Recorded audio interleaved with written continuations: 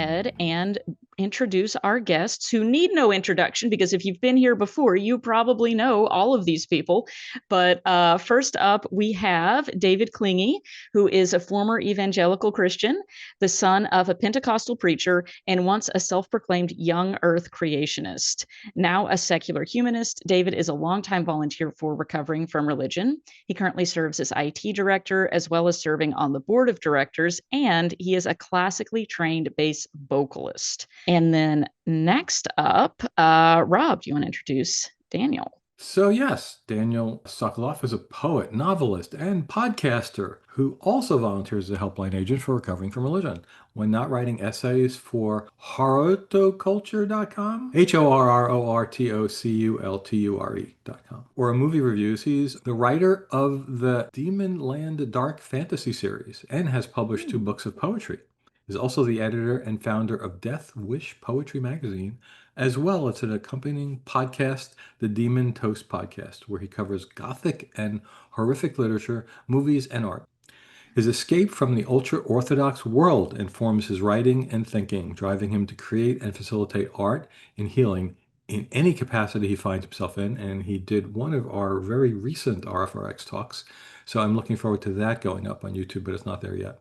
And we also have with us our senior troll stomper, Glenda Jordan, who may jump in and converse with us a little bit as well. So welcome, Glenda. So yes, welcome everybody. Thanks for being here and joining us for this conversation. I am really excited to have this conversation, and I hope that folks in the audience will engage with us as well and ask your questions too and share your experiences if you feel so inclined. So with that, we titled this Coming Out Twice, although in the pre-show we talked about how all of us together have a different number of times that we may or may not have come out as either LGBTQ plus or non-religious, ranging from 0 times to repeatedly. So And the other fascinating thing is, like, it's not an all or nothing either. We made that binary and it really isn't, right? You might have come out to somebody and there's still people you have not, and that may be important people in your life, and that's weighing on your mind. So yeah, that's an interesting part of this also. Yeah, we realized in just the room of a handful of us how our experiences were so diverse and were not easily captured even in like the multiple choice poll questions that we asked at the beginning.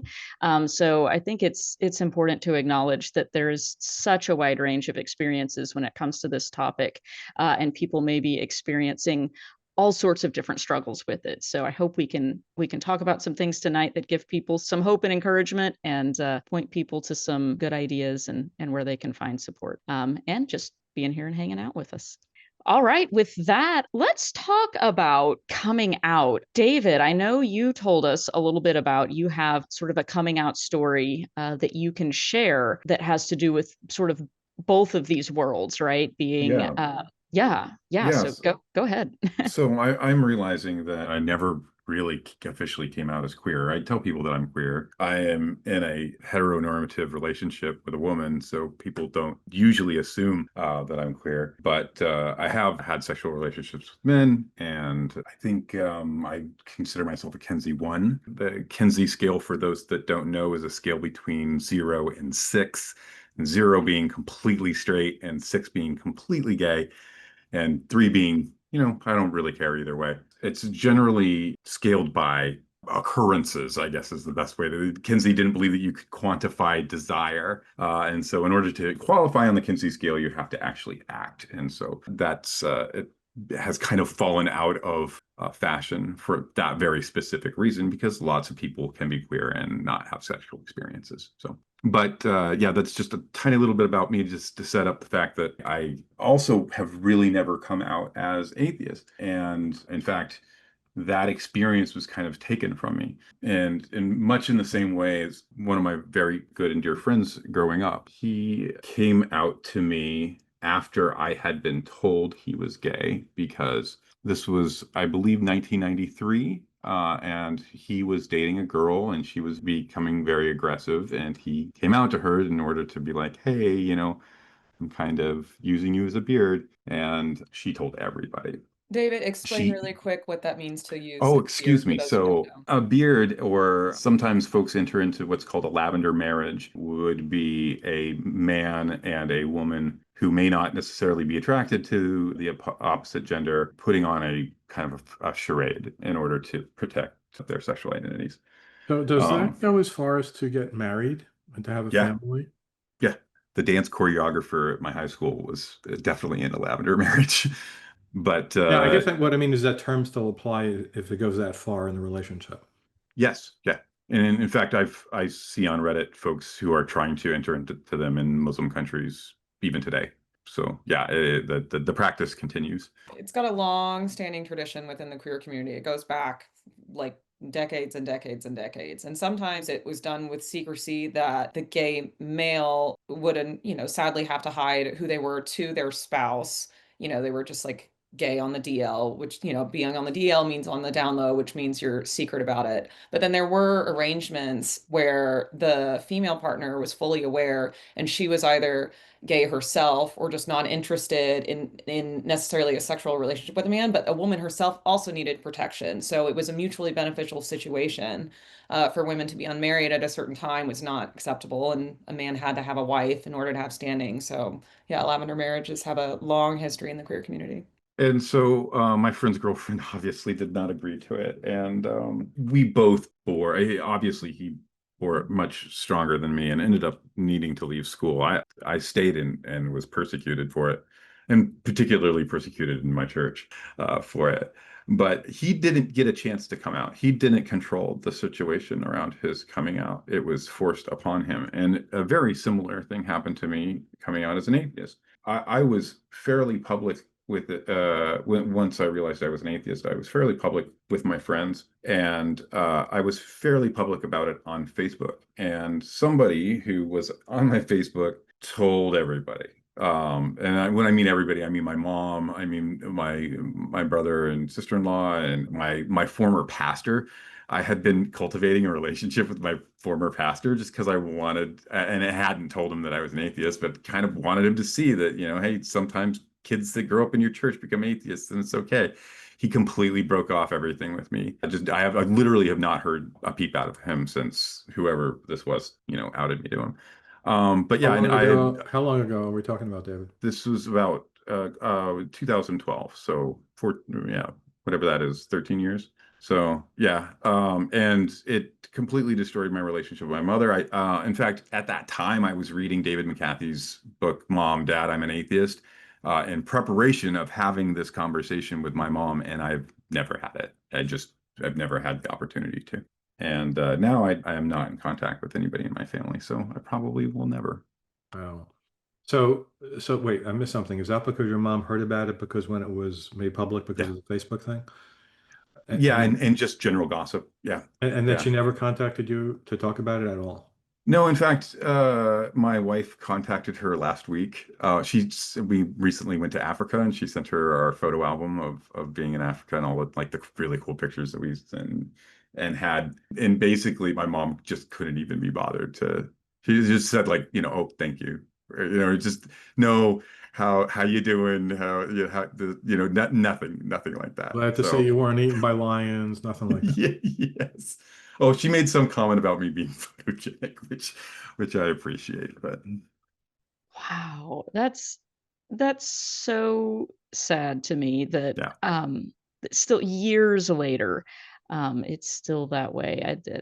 That is just mind-boggling to me that the religious beliefs have such hold on people that they would give up their relationship with their family members over that. To make this not story not end on a downer, I am married to a lovely woman who has a lovely family who is incredibly accepting of me and has taken me in and given me that family. So I have a chosen family that cares for me and gives me those affections. That's So great. Are they not religious or a different religion than your family?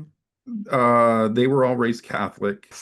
My wife tells a story about she grew up with absolutely no religious trauma or religious indoctrination. And one time she asked her dad if they could go to church one Sunday, and his response was, "Why?"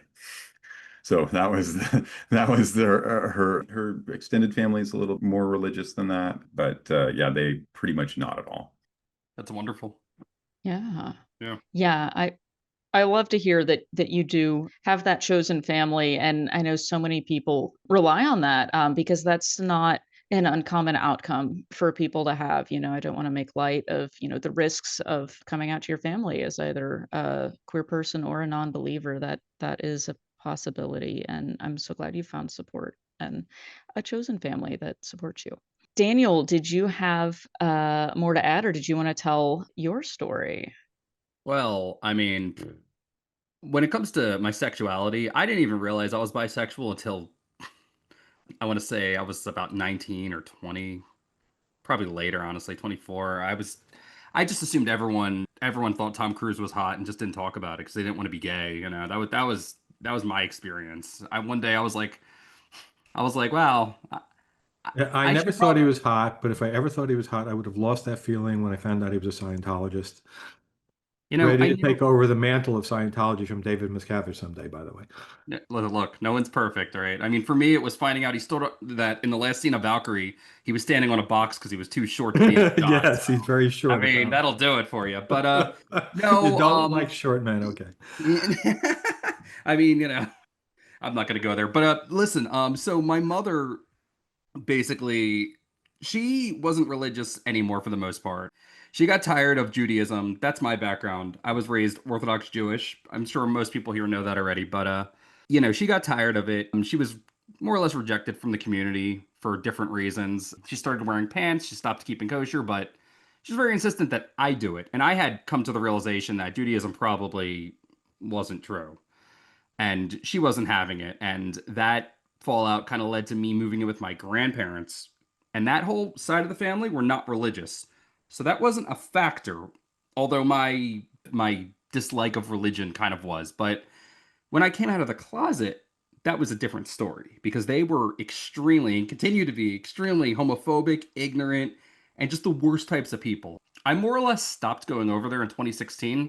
And then 2020, the day after the insurrection, I couldn't do it anymore because the big TV with the Fox News going was just way too much for me. But when I was living there, when I was going to college before 2016, I remember, and this is back when I first started seeing my boyfriend, I didn't want to come out, but I can't help being a very aggressive person, being a very outspoken person. So I had to do something. I put a rainbow flower that Justin, my boyfriend, had given me onto my book bag, and they're so dumb they didn't even realize what it was. They just like, oh hi Danny, like didn't think anything of it. So when it came time for me to come out, like I knew I couldn't keep it secret forever, especially because I was bringing Justin over and he was very obviously gay, you know?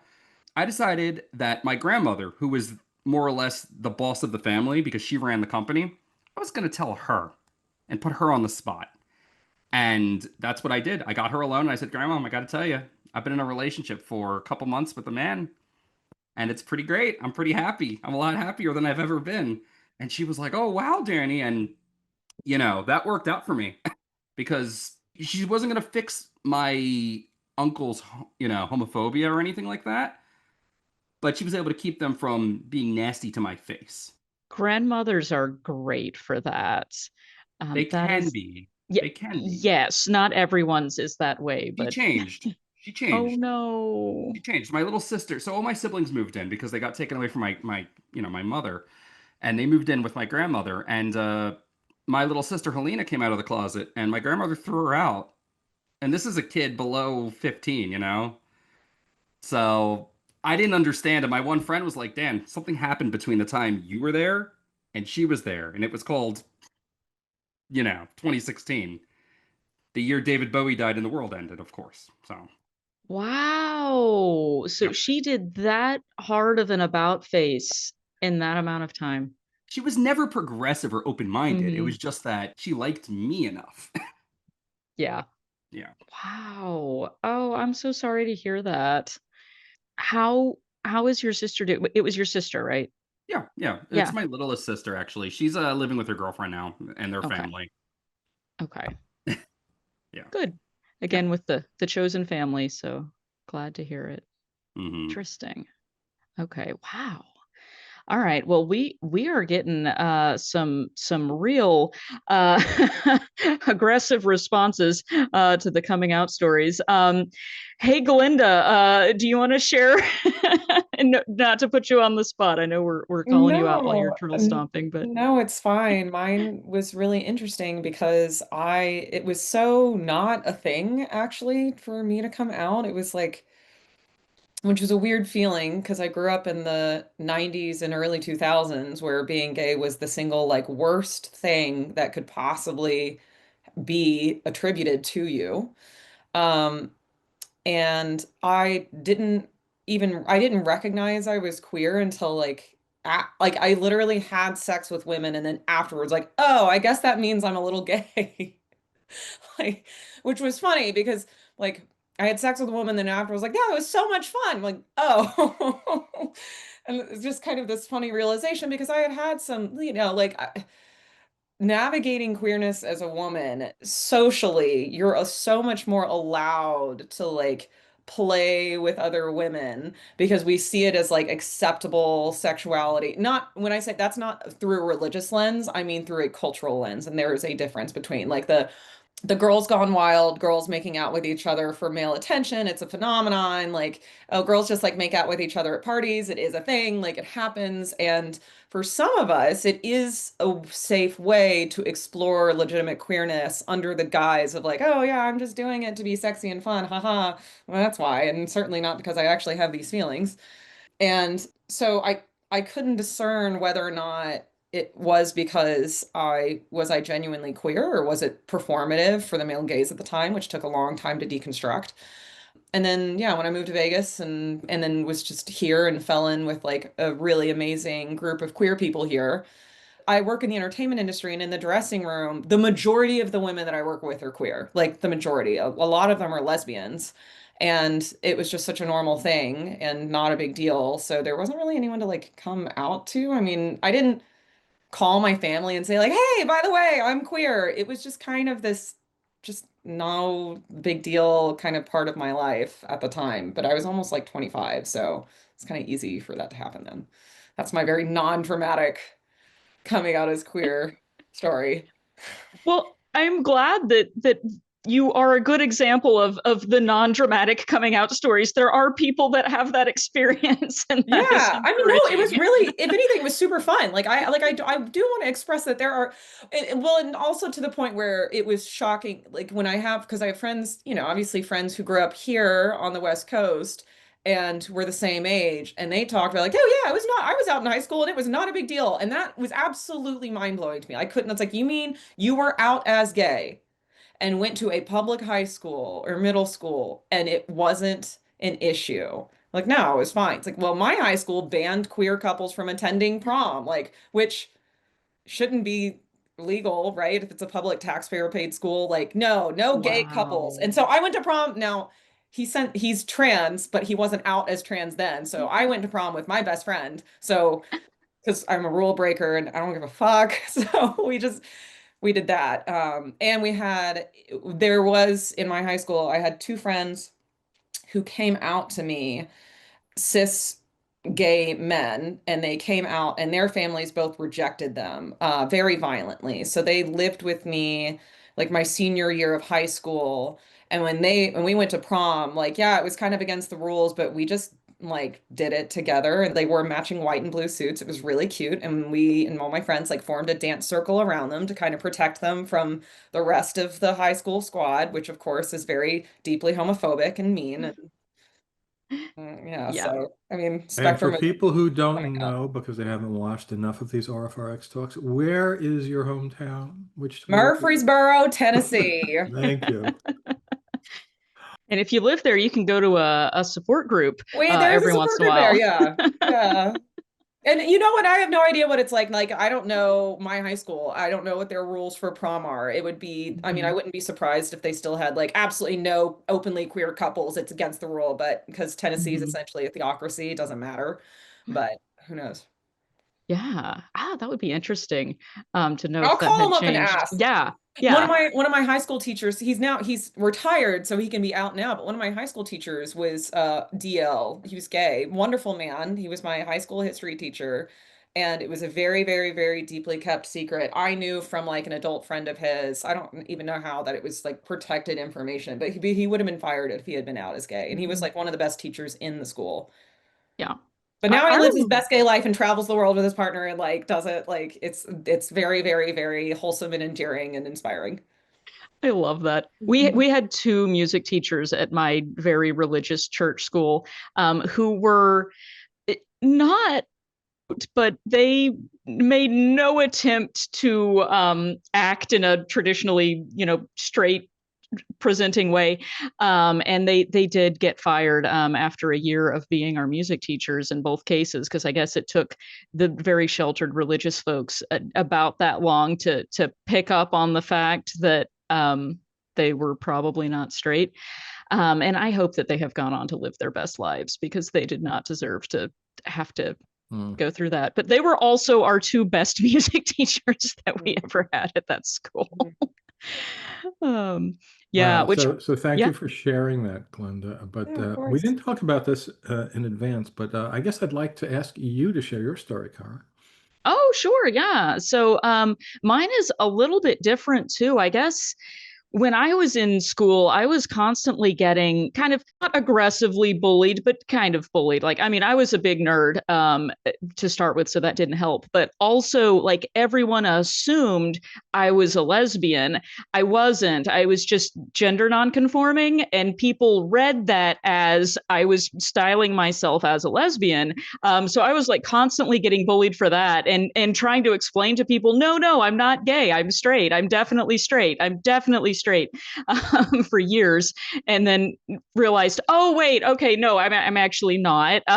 When I found out that this was an option, oh, gender identities, that's an actual thing. I'm not just, thinking something wild and crazy in my head, because I think I've said on the show before, I had told my mom when I was like 5 or 6, it's like, I'm not a girl actually. And that was not allowed in our home. So that was squashed pretty quickly. And it was just not an option that I was consciously aware of, but I was not, behaving or styling myself in a very gender conforming way. So people were clocking me as queer for my entire life. And I was, constantly trying to say, no, I'm not, no, I'm not, until finally, as an adult, I was like, oh, okay, yes, I see what's happening here. I am not, in fact, straight. And that was kind of bound up with also my exiting from religion too. I was married to a man at a very young age due to the purity culture, and you don't want to be a chewed up stick of gum or a not sticky piece of tape anymore. So you got to hurry up and get married right away. So Oh, did that's where that. that phrase comes from, chewed gum. Okay, I just made that connection.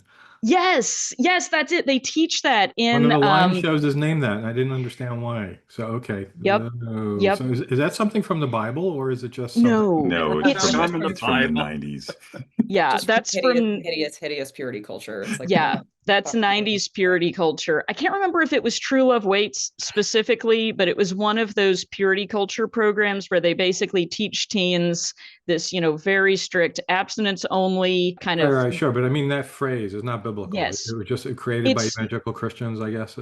yes, and they basically tell you, they have a bunch of these kind of analogies that they'll use, but one of the ones that they overused quite a bit was this idea that this stick of gum is you as a virgin, but as soon as you have Oh, sex, wow. it's chewed up, and then they would chew it up in their mouth to like visually show you the story, and then take it out and be like, so after you've had sex, now this is you. You're a chewed up piece of gum. Would anybody else want to put this in their mouth? And they would like hold it out to people and say, do you want to put this in your mouth now? No, of course not. That's disgusting. It's already been in my mouth and it's all chewed up and ruined. And that's how they make teens feel if they have had any sexual experiences. You're like a piece of chewed up gum now. No one else would ever want you. You're ruined.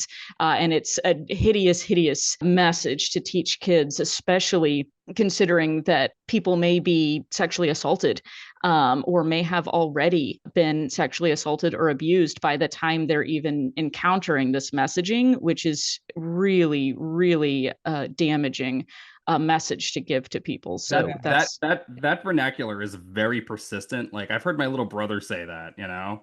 Sorry, I didn't want to derail, but Kara, you touched on it, and I specifically wanted to mention that Elizabeth Smart, if you don't know that story, she was Yes. a young girl and she was kidnapped and then raped by a pedophile for a very long time. And there was a moment where she thought she could escape, and she cited one of the specific reasons she did not try is because she felt that she had no longer any worth Oh, because she was a chewed up piece of gum, and that is what that she was taught. So what's the point? I have no value anymore as a person. And she specifically cited purity culture as being one of the reasons that went through her head. So whoever came up with that, if I believed in a hell, there's not a level deep enough for you to be. Sorry, just so Yeah. angry about it. That's okay. Ramen. Yeah. Yeah. Glad you brought that up. Yeah. Yeah, that's also a downer. Man, we're really bringing out the downer stories tonight. Sorry I'm about going to that, connect y'all. that back to the Bible because I know there is an Old Testament Daniel part about, right, if you get raped, then rapist has to marry you, and you have to marry your rapist because no one else is going to want Well, it's not just that. The Yes. rapist has to pay the father the depreciation he caused in Yeah, the birth of his daughter. So Yeah. Mhm. yeah, because she is a product that he will sell. Yeah. Yeah. Effectively. And there are conservative schools of thought that do teach to kids that kind of thing. That it, like, for example, we did the Bill Gothard Institute in Basic Life Principles homeschool program, and they do have teachings in there for young people that cite those biblical passages and have messaging kind of along the lines of, well, you know, what did you do to cause this to happen to you? And don't you think you might be also responsible? And so you need to do the biblical thing. And yeah, it's egregious. It's disgusting. So that I could see that as a way also of forcing people to stay in a marriage, specifically women, which is not good yes. for them because then, yeah, if you leave, well, you're chewed gum now. Yes, exactly that. It takes away people's options to get out of bad situations. Absolutely. So, you know, really quite gross. So anyway, I escaped from that way of thinking as well.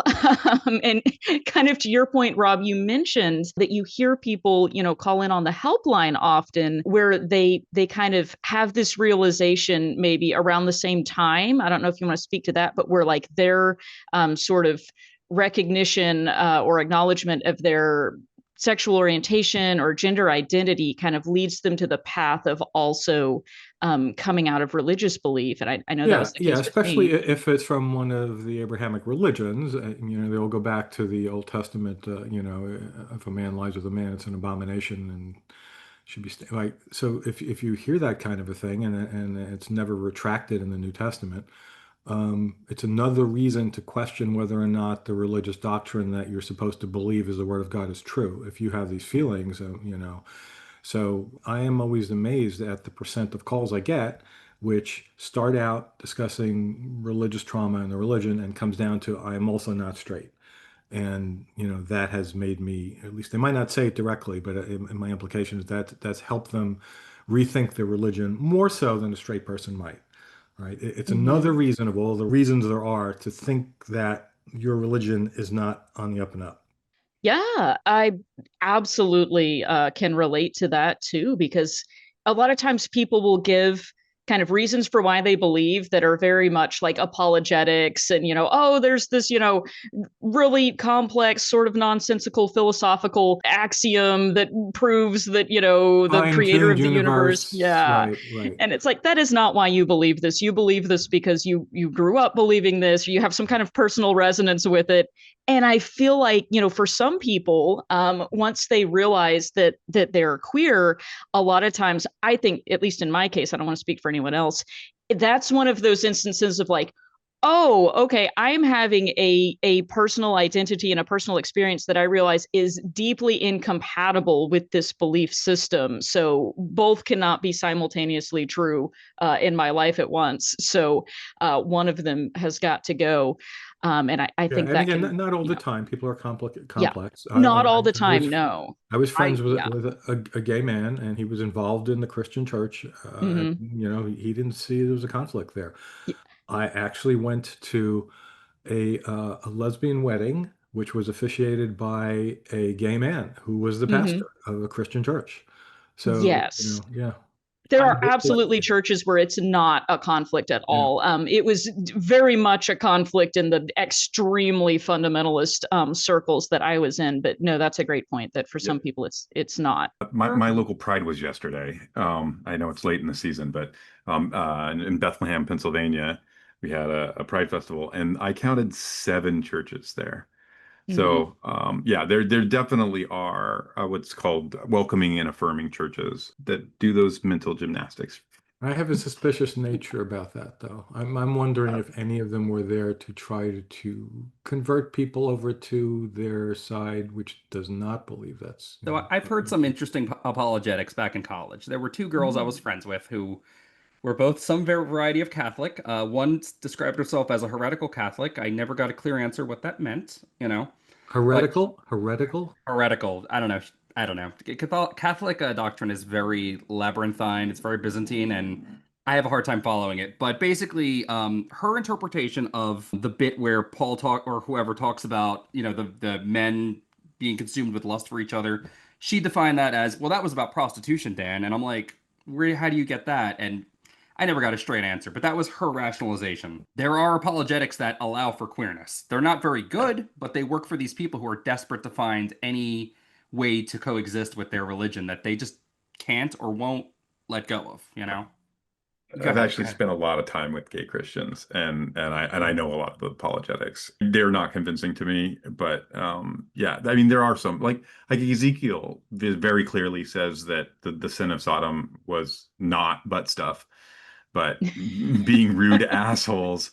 Yeah, what I think Daniel's talking about is the effeminates, right? It's I don't know the my New Testament very well. The Old Testament's my thing, so the Greek word is malaka, okay. and yeah, it's I think it like in modern days it's more like translates to like jack off or like kind of like immature dude, but it in the biblical context it means like an effeminate or even a prostitute, like a male prostitute. So yeah, there are some problems that seems to have changed around the time of King James that if you go back and dig out a concordance and kind of read through what they actually say in Greek and Hebrew, it's not saying what you have in the English translation, but I mean, there's in the still old some the there Old there. Testament is pretty, a man who lies with the man shall Yeah, surely yeah, die. Their yeah, blood shall be upon them for their abomination. It's, yep. That's pretty clear there. yeah. I talked to a woman on the helpline who was worried that she was gay, a Christian, and so okay, and she quoted that line. I said, "Well, that says a man. That's very specifically says a man. There's nothing about women being gay is a problem with God. I don't think He cares." So that was Women don't even count in the Bible. Amazing. It's fine. You don't even that's have to right. worry about That's it. God right. doesn't even register you as a person. Don't worry about it. Yeah, like Do like whatever it you doesn't want. like That's women aren't correct. given any rights at all. They're, property. There's a whole thing where someone dies and their daughters are trying to get his land in the land of Israel, and they're like, well, you don't have husbands, so I mean, I don't know what to tell you. It's like a whole freaking thing. Yeah, that's a great. I love how people like to have it both ways with this. Oh no, when it says man, it means everybody, except then no, it does not. All of those rights that all the men have are not conferred upon women. So let's not then extrapolate for the rules too. I love that. Did she, Rob, do you remember if that person found that to be a helpful Well, yeah, it was reframing? interesting to me. She did say she had never thought of that before, so she could go think about that some more. I don't know where it wound up. I never talked to them again, but yeah, it's kind of, I guess in their head it was just human, it was generic, but no, it clearly says a man, and they're always talking Yeah. about men, as Daniel said. They're not talking Yeah. about women, as you said. They're not talking about women there. No, it is not inclusive. It is specifically not inclusive. Right. Oh, well, okay. It just occurred to me that we could be going through the poll questions and talking about our experiences with that in mind. Would y'all be interested in seeing how people answered and then discussing? Oh yeah. Okay, so let's talk about it. We asked, do you think the process of coming out or letting people know about your sexual orientation or gender identity is similar to the process of letting people know that you are not a religious believer? And let's talk about the answer choices that people selected. 17% of people who responded to the poll said, yes, I've done both and it felt similar. 13% of people said they've done both and it did not feel similar. 22% of people said they've done both, and there were some similarities, but it wasn't exactly the same. 26% of people have only come out as one or the other, not both. 9% of people haven't done either, and 13% of people were not sure. So that's a pretty widespread of experiences. I would love to hear from y'all your thoughts on this question. If you have done both, how did it compare? I've faced a lot more, just general reaction from people are a lot more. Being an atheist has engendered a lot more like, what do you mean you're an atheist from just average people than being queer? Now, I have a privilege as a woman, like my queerness is not as threatening as like a gay man, right? Like there are optics to consider of where am I with my queerness and how threatening, or like if you're open as transgender, like that's a completely different experience than being open as like a thin, white, conventionally attractive bisexual woman, right? So, but for me, being an atheist, now there's debate on whether or not it counts as a queer identity, whatever. Being open as polyamorous is also like a lot, has been a lot more difficult for me than being open as a queer woman. Like people have a lot more problem with that. But in my friend circle, in my very big, very large, vibrant friend circle in Vegas, if you are completely straight, like you're in the minority. That we joke on, one of my partners is like one of the only like cis straight dudes, and that puts him in the minority. I don't my extended friend circle is just a bunch of queer non-believers. Like I just don't have that like social circle anymore that's like more Christian or narrow. That would be wild in my circle if you were. So what Clyde said about there being a lot of gay Christians is 100% been part of my experience as well.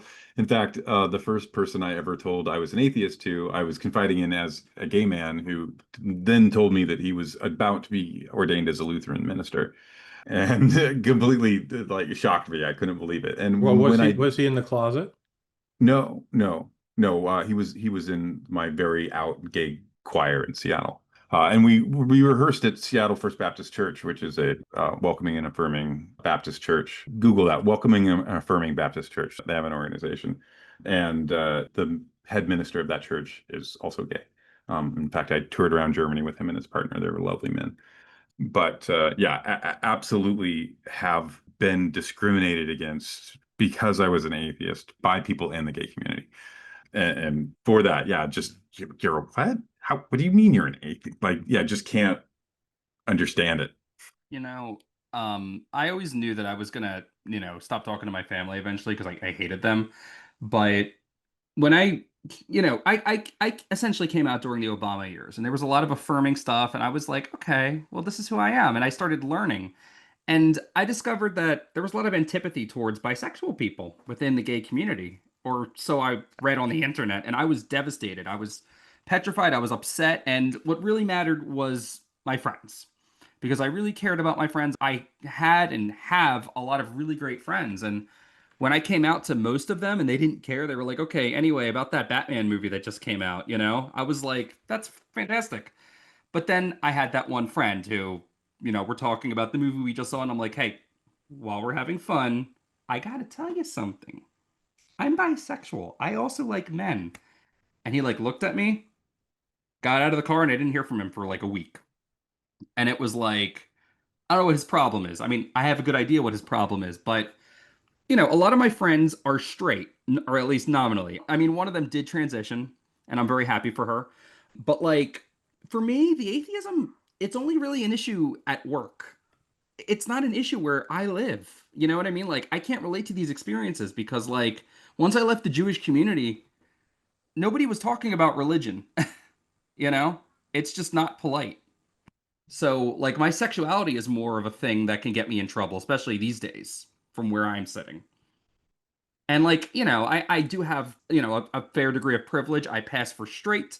If people don't know, they hear my deep voice, they see me, like, but, like, it's gonna come up. And that's what I worry about more so than the atheism thing. Yeah, especially like I feel like in the current times, it is a bit riskier than it was maybe 10 years ago. And I have a lot of privilege around it too, given that, as a pansexual person who has relationships with people of all genders and orientations, it's easy for me to be in a straight passing situation. Although I can easily pass as a woman. I don't often pass as straight. And have regularly will have partners that will say something like, oh, I didn't think this was going to work out, and I was like, oh, what do you mean? And they say, I didn't think you were going to be into people like me. And I'm like, okay, I see why you thought that. But it's a privilege that some people have and other people don't. It can be very risky. I found it to be in Texas as someone from a very conservative circle to be kind of a similar experience, letting people know that I'm not religious versus letting people know that I'm not straight. It's kind of the same brand of moral horror that people will respond with. You're going to hell in both cases, and that's the reaction that you get from people. Doesn't matter which one you pick. And so that was my experience, especially like with my certain members of my family. There are members of my family that don't care.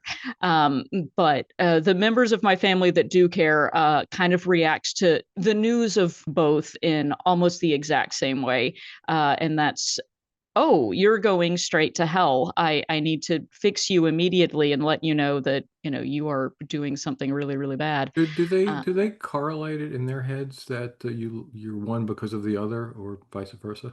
That Um, you're gay because you allowed yourself to be gay, or LGBT in some way because you don't believe, or you have these non-heteronormative feelings and therefore you don't believe the religion. Do they connect it? Yes, they do connect it, and it's not usually in a completely logically coherent way. So if you're wondering like which way do they Yeah. think is the causal link, I don't know that they're thinking about it that way, but yes, it will be something along the lines of, well, this is because you've gotten away from God, and so you're sinning in all these various ways. Satan has gotten a hold of you. I have a demon, according to certain members of my family, and it's the demon of gender confusion. And so if I Wait. Is would that a repent specific and actual, believe, or is this is Yes, that Brooke, have you a, not heard Kara talk about this specific demon yes, that their mother is like a He's in the yes, constantly grimoire. believing is a thing? He's right I'm in the yeah, I asking think on grimoire. behalf of the audience who may not have heard. Go ahead. Yeah, I think this is a new demon that they've thought up, somewhat recently, which I didn't realize you could come out with new demons. I thought that they all got created at the beginning in Genesis, and then they fell into hell, and they were angels, and then they followed Satan down the path of critical thinking and became demons. And I didn't know that they reproduced or that new ones came up when suddenly socially we need a new demon now. I don't know how you get new demons. Do they are there No, baby demons when two demons love each other very much? Do they have a that's baby demon? that's I what don't know. Samael and Lilith are for. But yeah, I think No, it's a new demon. these types of people aren't monoliths though. Like when I was younger, like much younger, my stepfather, who was Orthodox Jewish too, we'd be watching Will and Grace, and he would use the F slur to be like, it's funny, but he's and he would tell me he's like that because he doesn't want to have kids, you see. And I didn't think that was true. I had met plenty of gay men before my mother became religious. She dated a few of them because she attracted strange men. And, I knew they were gay. Like, they weren't trying to get out of having kids. That's silly. Yeah. I need one of these sign holding fundies, like the guys who go to Pride with the 20-foot signs. He would often say, well, everybody has same-sex attractions. And I'm like, dude, if you have same-sex attractions, you're probably gay or bi. So just don't. See you in Woody's on the weekend, bro. Like, I love that when people kind of accidentally out themselves that way. No, no, no, it's totally normal. Well, it is totally normal, but I don't think it means what you think this means. Oh, that's great.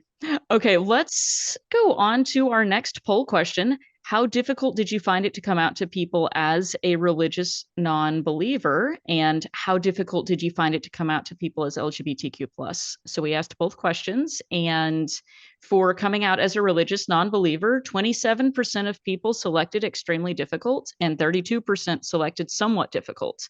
23% selected not very difficult, 5% selected not difficult at all, 5% have not done it yet or are not going to, and 9% said not applicable. The answers for the second question, the one about how difficult did you find it to come out to people as LGBTQ plus, the percentages are somewhat similar. 23% of people said extremely difficult, 14% said somewhat, 9% said not very, 5% said I haven't done it or I'm not going to, but 50% of people selected not applicable on this one. So that skews the results a little bit. I think that, well, I don't know. Let me ask y'all, what are y'all's takes on these results? And does anybody here want to comment on which one they found to be more difficult if you've done both? We've kind of talked about that a little bit already, so we can go on. Yeah. Okay, let's go Yeah, on. I wanted to point out the differences in those polls that jump out as me as interesting. So the one about the religious non-believing coming out, all but 10% answered that in some way other than I haven't done it yet, not going to do it. So that's 5%. So really only like 4% of the people here have not come out or have not had to face the issue of coming out. That's interesting. So like a huge percent, 90, if I'm reading this right, 95% or so of people listening now, watching now, have religious doubts to the point of coming out, which I guess is not odd for a podcast from recovering from religion. But still, so now we go down to the other one. That's a fairly high number. So about 50% of the people also Mhm. have LGBTQ issues. And that's Mhm. certainly not the normal number in the population. It wouldn't be 50% of Americans. So that's an interesting thing. Now, maybe that's because of the title of this particular talk, or as I've pointed out before, I think a lot of people who contact recovering from religion have both of these issues. I think you're probably onto something there. I think that is a reason that a lot of people find themselves having to recover from religion is because of how damaging some of that messaging can be around these issues of Yeah. sexuality and gender identity. So I do think you're onto something there. A huge percent of people I talk to on the helpline, we start talking about religious issues, and then it gets down to, well, I'm also probably gay, or I'm trans, or something like that. mhm. And yeah, and way more than I would expect if you just took a percent poll in the United States population to be. Mhm. I mean, the social pressures are immense to conform and be quote unquote normal. I have a really big mouth. There's no way I'm going to keep quiet about something like that, you know? But like a lot of people, I mean, like, if they never Yeah. come out as having doubts about religion or explore those doubts and they are queer or something like that, they might keep it to themselves. Whereas like I can see like someone who is forced into that position one way or the other being able to develop the skills in order to confront those questions. You know what I mean? So I think they can be related, but honestly, like just considering like how different our experiences are, this is a massive country. We have vastly different cultures. Like I wasn't afraid of being an atheist where I live, whereas I mean, David had a myriad of problems. You know what I mean? Like it really Mhm. does matter what the local flavor of your culture is. Yeah, and we don't have anybody representing Islam here, but like you leave that faith, and in most Whole situations, different you're story. a whole Yeah. different story. Those are the hardest clients to talk to, in my opinion. Yeah. Yeah, well, and you know what, Rob, I realized we haven't asked you about your experience of coming out as a non-believer. Do you want to comment on that at all? Yeah, I can't really say I had it coming out in either direction. Didn't have to come out in the identity, sexual orientation, that sort of thing at all. But the religious one, I talked about this before. I was a nominal Catholic, and the family was nominally Catholic. We didn't believe in any of the Old Testament being true. I was very science-minded, loved dinosaurs, understood about the age of the Earth and the Big Bang and all that. So that was not a problem, to me. And a lot of people in the helpline have come out of the background where David did, and they were young Earth creationists. And when they go to school and they find out this is bullshit, if they can accept that, now there's a huge cognitive dissonance, right? I didn't have that. It was just slowly started to decide, I don't know if any of this biblical stuff, even the New Testament's true. And then the short of it is my entire family converted to fundamentalist Christians like David's. And then it was like them against us. Like, come on, why are you still Catholic? Why aren't you, speaking in tongues and healing the sick with us? And it's like, I was shocked that there were people like this in the world. This is before the internet, so you just knew the people around you, and all the people around me before were Catholic or Jews. And I thought people like Daniel just didn't understand. They hadn't caught on to Jesus. But there was only one way to understand Jesus, and it was being Catholic. And then all of a sudden I find out, no, that's not true. In fact, my 18 cousins just changed, and all my uncles and aunts, to this other form of Christianity using the same Bible, and they believe all these, to me, wacky things. And within a very short order, I said, oh, this is all BS. So that's how I got out of it. Now, my immediate family wasn't very religious, and we didn't even talk about it. It was not a thing.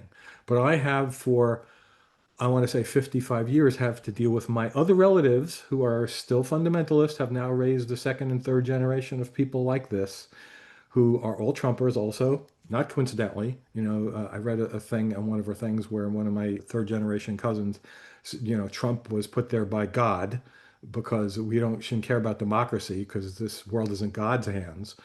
And so now I understand that it can be very dangerous to believe these things. And I deal with them on rare occasions. Mostly have disassociated, don't follow each other on Facebook. Every once in a while, one of them will jump back into my life and send me a DM on Facebook all about God talked to them and they're trying to get me over to be saved. And they'll send me some links about some pastor sermon or something. And it doesn't go well usually.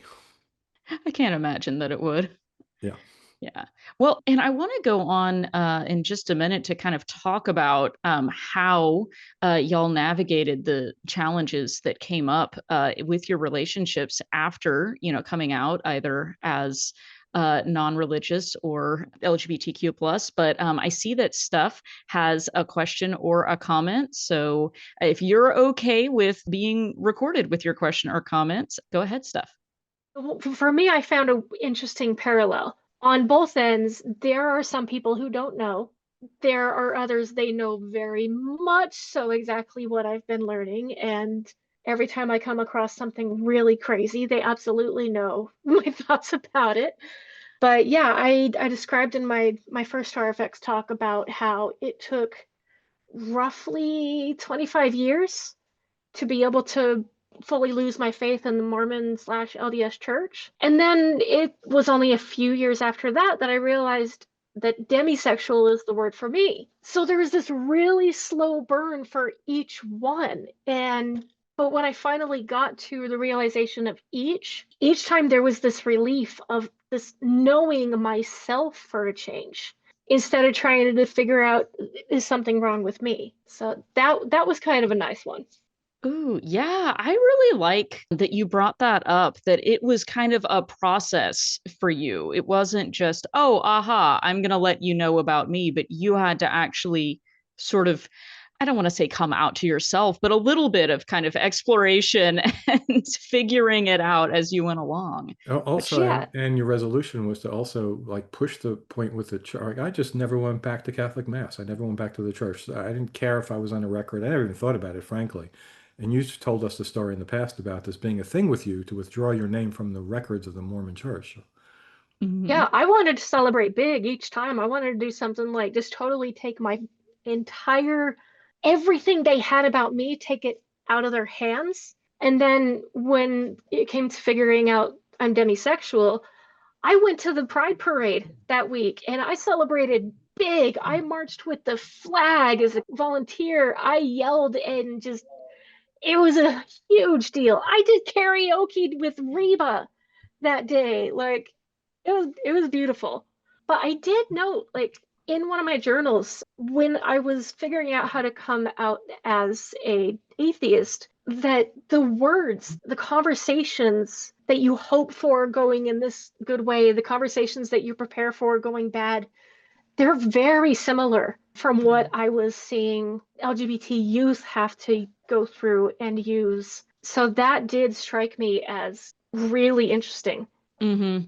Yeah, I think that's a really good point, and that's a great segue to kind of go into talking about, what are some of the tools and techniques that people can use to navigate this, whether they're coming out as queer or coming out as an atheist or an agnostic. Folks on our panel first, what recommendations do you have? What helped you, or what do you wish you had been able to access that would have helped you through this process?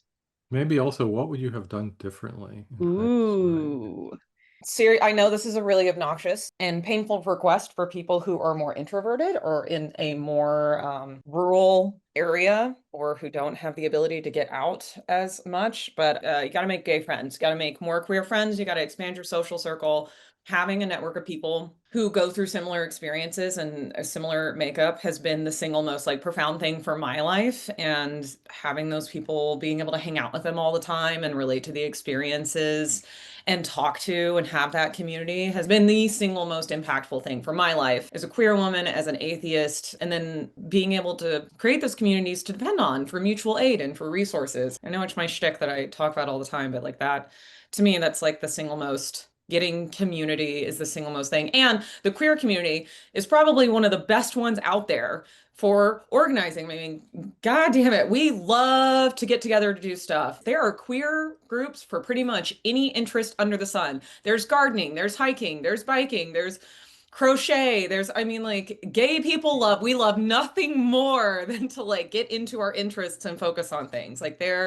And I promise that there are some gay groups that are not entirely focused on drinking and partying, because that is an issue within the queer community, right? Like I'm recognizing it that you can go do something where that's not what it's about. You can do more philanthropic stuff. I promise if you're in even a moderately big city, like we have the center, it's a local queer group here where they do like makeup classes for transgender people who are in their transition and learn how to learn how to dress and like do their hair. And we've got lots of stuff like that. So definitely just start reaching out, look at your local events. There's probably a queer local zine or magazine that somebody's been publishing for 30 years that you maybe have never heard of to just go check out. Like, again, we're really good at organizing.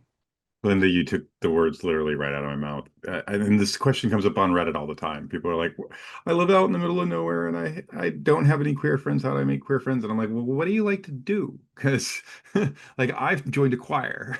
That's what I did. We live in the internet age. You Yeah. can find other gay people. They're there. You like playing softball, there are gay softball leagues. Like they're, like playing frisbee golf, they're gay frisbee golf leagues. Like whatever you can think of, you can find it. Right. There's also a lot of interest that, like, I guarantee you, even if it's not specifically labeled as queer, queers find that interest because we love it. Like any nerdy, like Dungeons and Dragons, that kind of thing, there's going to be a lot of queer people. Roller derby, a lot of queer women go to roller derby, which is amazing. Trans and queer women do that. Just, yeah, looking up those groups. Yeah, I'm seeing it being mentioned in the chat too about queer book clubs. I am a big lover of books, and I love this as an option that's been brought up. That's a great way to meet people if you're not wanting to do anything quite as extroverted as some of the other options, like going out partying or playing roller derby. You can also read books with other people or separately from other people and then just come together to talk about them. That counts too. You're still socializing.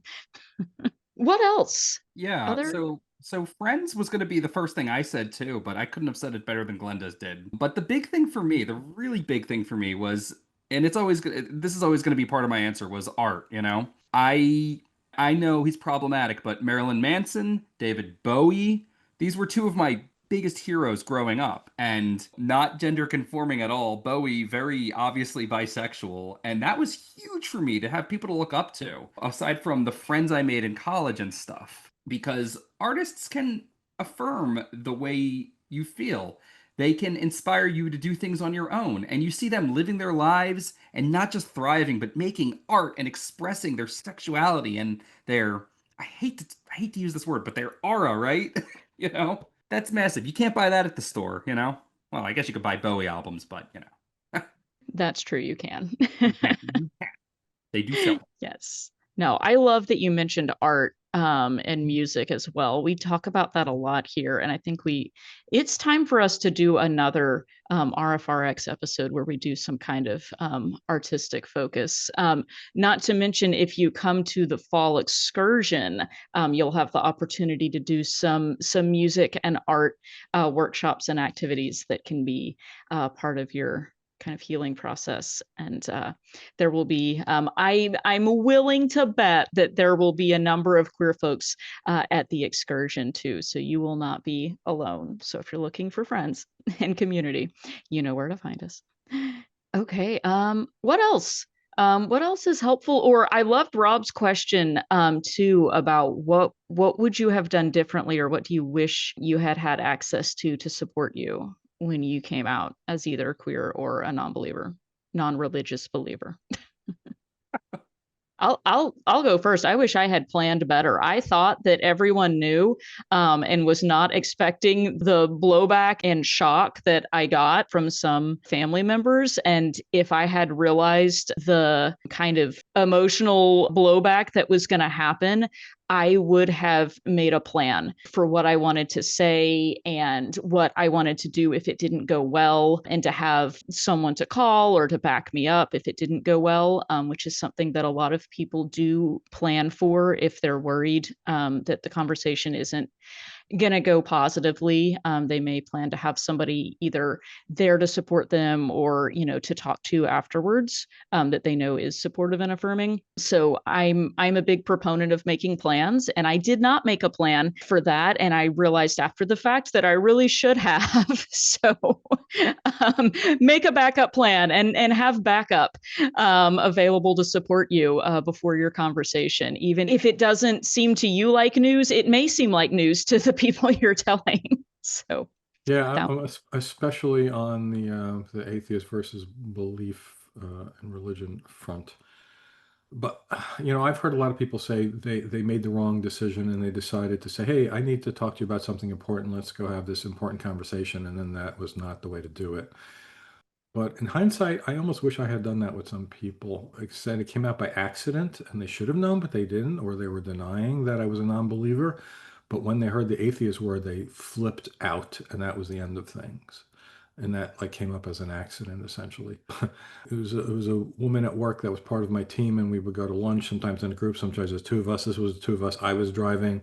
I put my phone in its cradle in the car, and it resumed playing what I drove in listening to in the morning and showing the logo for the podcast. And it was The Thinking Atheist. And that popped up on the phone, and she freaked out. We had tons of conversations about that. I don't believe her religious fundamentalism. She always saw me as a seeker, and she would always say, "What do you think about this, Rob? And you have to think about this." And I would kind of politely deflect it. But then this was like, "You're an atheist?" And she got out of the car and started going on and on and on for 5 minutes about all the memes you hear when people call into the atheist experience in the line shows, like the patently ridiculous things. Well, you believe a tornado could go through a junkyard and form a car? You believe that the world was just put here, instantaneously out of nothing? You have no morality? How to come you're not going to kill people? And it was just because I hadn't really, I don't know, I guess I felt like I should have talked about that on a basis where I had more control over it than this thing happening accidentally. I don't know. That might have not, it might have gone just as badly. I don't know. yeah, it's hard to say whether, doing it differently would have made an impact. I don't know either, if it would have mattered, if I had been more intentional too. And that was kind of the end of the friendship. Not that day, but it was clear that I guess I was her project. Probably she had a lot of projects, but Mhm, and there was hope in converting me. And then once that mhm. happened, it was like, no, I'm lost. Forget it. I don't need to spend any time with you anymore.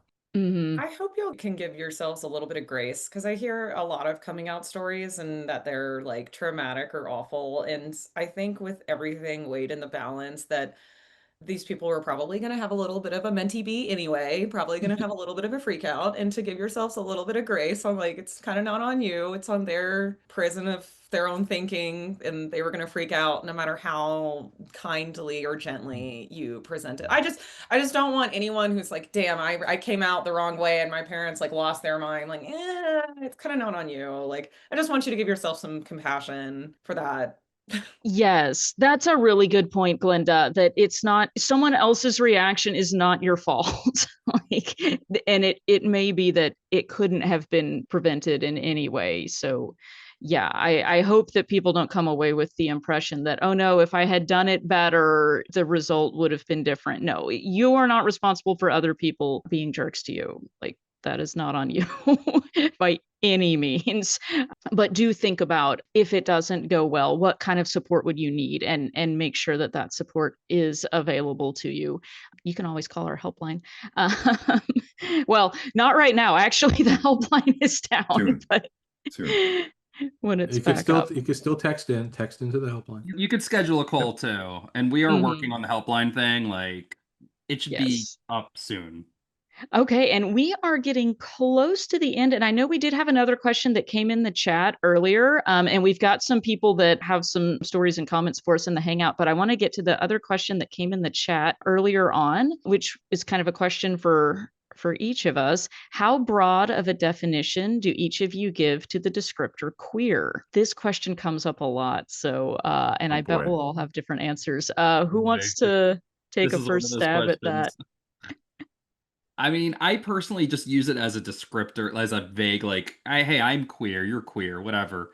But All I my have friends are met people queer. who really don't like that. Like, I have a friend who was like, I don't like that. I'm not queer. And she, this is a bisexual woman.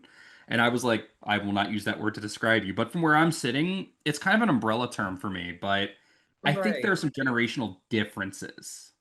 Right. For me, queer is a ubiquitous term in our Right. friend group. And that's kind of, instead of like, oh, I'm bisexual, but kind of homo romantic, but like hetero flexible, like, oh my God, I just can't deal with all that. We just queer. That's the term. It's short, it's sweet, it's easy. For us, it's such a standard term.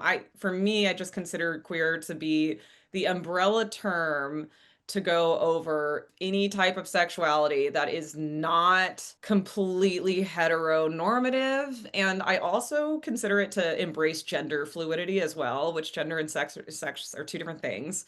But yeah, I just consider it the umbrella term. And if somebody has a problem with it, then like that's fine. Then I won't use that term to describe you. But like me and my friends use the term homo to describe each other because we think that that's funny. But like some people have a problem with that. So like I get that. It's whatever term you to choose to reclaim. And for me, Yeah, queer at is the end of the day, a lot of this is yeah. self-identification, and as long as Right, you're right. respecting people's definitions and whatever, I'm not too particular about that Yeah, kind of thing. Like queer being is a just, grammar Nazi. I mean, this is just it's sexuality, it's sex, whatever. it's just the open standard term. I think it's so accepted. And some people, instead of trying to go through the weeds of like exactly what your identity, I'm demisexual, aromantic, kind of like lesbian adjacent, but it's like, I'm just queer. It's so much easier. Some people just do that. It's fine. It's also an So easy way for you to sort of like be like, well, me and my other queer friends, it's easier than saying my other LGBTQI plus 2S. It's like, oh my gosh, like, yeah. Amen to that. I really wish we would stop adding letters and just say queer. Like, I appreciate like acknowledging people. Like, I have to explain to my dumb friends all the time why asexual is part of that. They're like, oh, they don't even like sex. Why are we putting that on? And I'm like, no, it's because they're ostracized. That's what that is. Like, but like, yeah, I kind of agree with Rob to a certain degree. It's like I will write LGBT generally, just generally, but it's good when those things are there when it's an official communication, I think. There's different use cases, you know? Well, then people will slam you because you didn't in the Q, A plus, and the 2S, and Yeah, Glenda just put LGBTQ plus, like that's often plenty. Right, but I don't Um, even tend to say that anymore. I just say queer. Like I yeah, just do. Like yeah, and if again if that is hurtful to somebody, I am sorry. It's yeah. just simple to me. Brevity is the soul of wit. David, you were saying something. yeah, so I'm just a tiny little bit older than everyone on the panel. well, not everyone, David. Sure, but I definitely grew up with a game called Smear the Queer, and it was definitely not What? a good thing to be in 1986. Oh, you said a Uh, game? A game? a game that boys would play with a football called Smear the Queer. It's Yeah, not a and joyful game, it Rob. was not a joyful game. This is not a good thing. Google it if you want to read about it. Wow. And it was definitely used as a hateful word in 1986 and prior, right? And I have a lot of elder gay friends who do have a problem with that word, who are generally coming around to it, but after a lot of soul searching and realizing that people aren't saying it in a hateful way anymore. That said, I also believe in the big queer umbrella. And in fact, I find it, there's a saying that the umbrella is big enough for everyone. And I really love that we're including poly people now. I thought that that's a long time coming. But last year at New York City Pride, I saw somebody holding a sign up that said, the A isn't for ally. And I just thought, boy, asexuals have been part of that alphabet soup for all of about 20 minutes, and you're already using it to discriminate against somebody else. Like, geez, like, really? Like, why are you doing that? Human nature, man. That sucks. Yeah, that I totally agree. I love the ability to have an umbrella term where we're talking about everyone with this, but I do try to be sensitive about it as well, because I have run into people who are upset by that term and have history with that term, that they don't want to be called that because they associate that with, being bullied or discriminated against. So it is something to be careful about too, especially for allies, to just be aware of that it may hit differently. If you're using the term as someone who is not part of the queer community, it may be more likely to be perceived as a slur, since it has been used that way in the past. So just be aware of that and understand that some people are not good with it. But I do use it all the time, and I find it particularly convenient for myself. As a gender nonconforming pansexual person, I don't even know, how do you even, which letters do I use? What if I'm in a relationship with a binary gender person who is a man or a woman? Is that automatically, in both cases now, am I straight because they're a different gender identity than me? But if I'm in a relationship with someone who is also non-binary now, is that queer? So you get into these issues where it's difficult to define. So queer works really well to Sarah, capture all that. just because you said that, I mean, I'm sure there are plenty of us here who are aware of the news recently that the Supreme Court has been asked to review gay marriage. And I have two friends in my polycule where one of them is trans and she's married to her wife. And we were hanging out at the pool the other day, my friend's pool, and she's like, well, the government's got to recognize one thing. I'm either trans or gay. Like, they either got to accept that I'm trans or that I'm gay. Like, they got to pick a struggle, because you can't invalidate both. You have to, because if I'm gay married, that means I'm a woman. But like, it's, it's just funny, that specific thing. We kind of laughed and cried about it. Yeah, but it's a great point though. We tend to think of these things without a lot of nuance, and even kind of describing these as, oh, okay, I'm the A, or I'm the Q, or I'm the T, or whatever. It's a very simplistic way of describing people's identity and sexual orientation. We talked about the Kinsey scale earlier, and how, people may have a range of experiences and a range of preferences that are not easily nailed down. So that's why it's great to have umbrella terms. Love it. Okay, well, we are getting close to the end of our time. I had a lot of fun chatting with y'all, but before we wrap up the recorded portion, is there any final comments that any of y'all would like to make? Because I brought it up, the consideration to overturn gay marriage, it feels kind of like we're back in 2004. It's just, I mean, and worse. If you are an ally, it's really always the time to be loud about your support. It's the time to call out when someone says a slur, or that there's some homophobia, to just express your support. And I know it can be hard, and I know it can be scary, but please attend your local prides. They don't just happen in June. Ours is in October. Check them out. See if you can do some volunteer work. Just be loud and vocal about it.